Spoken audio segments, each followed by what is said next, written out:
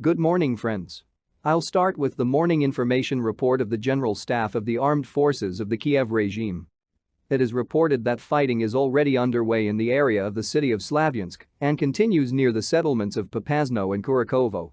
The enemy grouping around Severodonetsk is being strengthened, but nothing is said about a missile attack on the Moskva cruiser.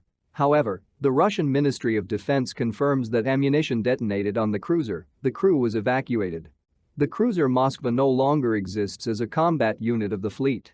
It is useless to say that he was hit by some Neptune missiles, which is extremely doubtful, especially since the Russian General Staff is silent about this, or the cruiser ran into a floating mine, or even had some kind of own problems, resulting in the detonation of ammunition. You can guess endlessly, especially since now we will not know the truth in any case. And this is not so important. More important is the very fact that the cruiser has already been destroyed. This is a full-fledged war in which it is necessary to take all available forces and means to achieve the final result, because the endless prolongation of the war will inevitably cause heavy losses because our enemy will receive more and more help.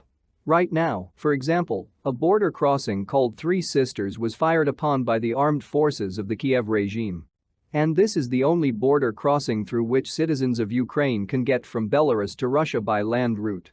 The fact is that the laws of peacetime also continue to operate here. And if there is a free border between Belarusians and Ukraine, but since it is free only for citizens of Russia and Belarus, the EU countries, then for citizens of Ukraine, the land route can only go through the Three Sisters crossing. I encountered this back in 2019, and since the crossing is now shelled, it means that people will not go through it or will be afraid.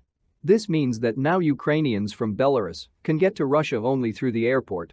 All other border crossings, including railway ones, are closed to Ukrainian citizens. Next news. Zelensky said that Russia will either go to negotiations in order to finish war or disappear forever from the world stage. Such a statement rather indicates that he was afraid that a mass exodus and surrender of the armed forces of the Kiev regime would begin after such an example was set yesterday by the sailors of the 36th Ukrainian Brigade. This will indeed happen, but only after the start of a big offensive, when it smells of fried. According to the Times, Russia is gathering forces in the Donbas, the number of which should exceed the Ukrainian grouping of troops in the east by a ratio of 5-1. I don't know why they are escalating the situation, because if there are about 100,000 troops of the Kiev regime, then Russia should concentrate a 500,000 group there, which is completely unrealistic. Well, if we admit that from Russia there will be order 200,000 troops of the United Allied Forces, including the republics of Donbas, well then we are talking about the fact that in the Donbas there are no more than 40,000 Ukrainian grouping, which is clearly not corresponds to reality. The British Mi-6 intelligence also transmitted intelligence to Zelensky's office and the General Staff that the Russian army was preparing to use heavy bombers. This, in my opinion, is a completely logical assumption and you don't need to be a scout for this. In the meantime, preparations are underway for the second stage of the war, which will radically change the use of military tactics by Russia. We have been talking about changing tactics for a month now. And the cruiser Moscow, which retired from the fleet, confirms this once again. And this is also forced by Biden's decision to start deliveries of heavy weapons to the Kiev regime. The next $800 million shipment will include heavy artillery and helicopters. Well, that's exactly what we've been talking about. Here's what we talked about yesterday. Rostislav Lomtev, deputy commander of the 36th Brigade for Educational Work, repeated the situation.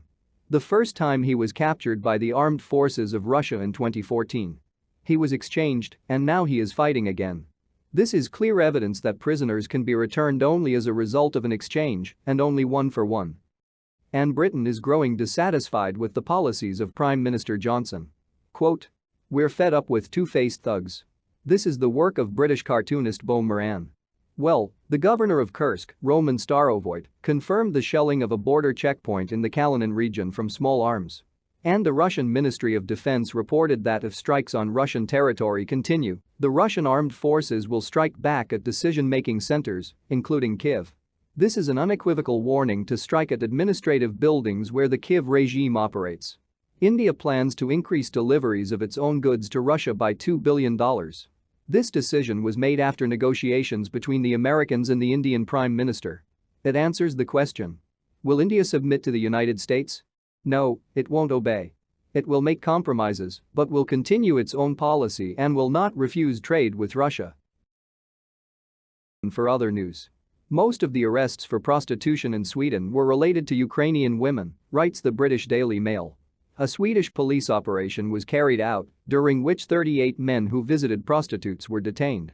It turned out that 30 of them visited Ukrainian women and paid for sex with them. The funny thing is that most of them turned out to be refugees.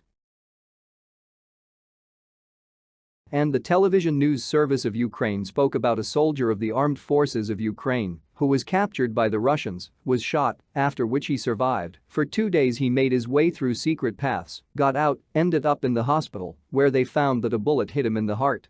The bullet was removed, and after a couple of days he got back on his feet and now tells about his terrible story.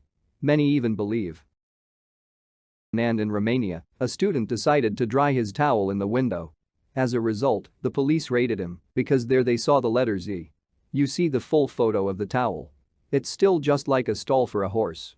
However, now the student is in trouble with the police. And the latest news. Condom manufacturers Durax and Contex are leaving Russia. I understand that they are fighting to increase the birth rate in the country. On this, all the best to you and goodbye.